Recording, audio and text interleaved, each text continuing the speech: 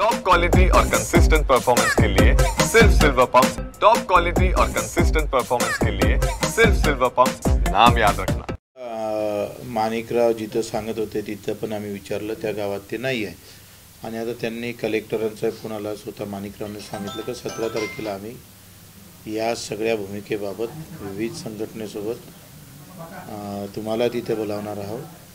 ठीक आहे, 17 तारखेलापर्यंत माणिकरावजी कशा पद्धतीनं ही भूमिका घेतं त्याच्यावर आहे. आणि 17 तारखेपर्यंत आता आम्ही सध्या तरी माणिकरावचा शोध घेणं आम्ही थांबवलेलं आहे. आणि आम्ही आता 17 तारखेला माणिकराव मीटिंगमध्ये जाऊन तिथे जर आम्हाला समाधान भेटलं नाही तर महिन्यातून एक डाव किंवा 15 दिवसातून एक डाव एका मंत्र्याच्या गाडीचं आम्ही हवा सोडणार. म्हणजे एक एक जिल्हा आम्ही निवडणार आणि 17ला जर सकारात्मक निर्णय झाला नाही तर जे मंत्री आहे एका 15 दिवसातून आम्ही घोषणा करत जाऊ आणि त्या मंत्र्याच्या गाडीची हवा सोडत जाऊ. जेपर्यंत कर्जमाफी नाही तेपर्यंत हे दुसरं आंदोलन आम्ही देणार आहोत. पहिला नंबर कोणाच्या गाडीचा? ते आता शोधू. पण एक मोठं आव्हान काय समजून नाही राहिलं. म्हणजे आम्ही अडचणीत असं आलो का माणिकराव म्हणत होते सिन्नरला आहे आणि पोलीस लोक म्हणतात ते नाशिकला. तर ती हा आता संशोधनाचाच विषय आहे, कारण ते म्हणतात मी एकटे फिरतो आणि OSDचा फोन बंद आहे. तर आता सध्या तरी ते आमच्यासाठी मिसिंगच आहे.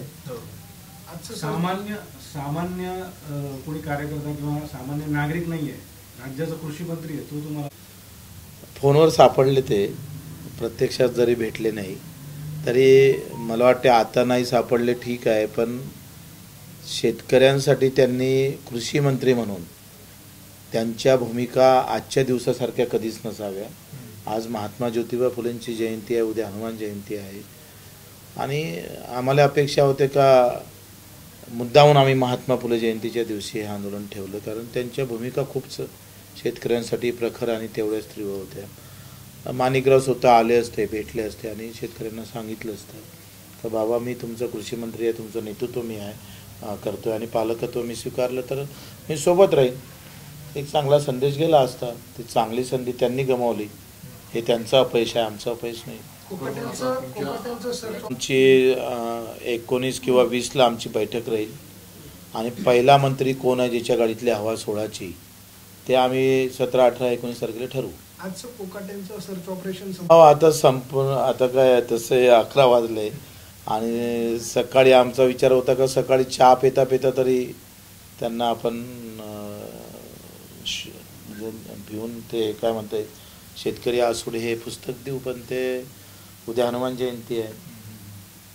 त्याच्यानं मला असं वाटतं सगळ्या कार्यकर्त्यांनी ठरवलं का आता इथं शोधाशोध घेतल्यापेक्षा 17ला ते भेटणारच आहे आणि त्यानंतर निर्णय झाला तर समोर जाऊ. धन्यवाद आपल्या सर्वांचा.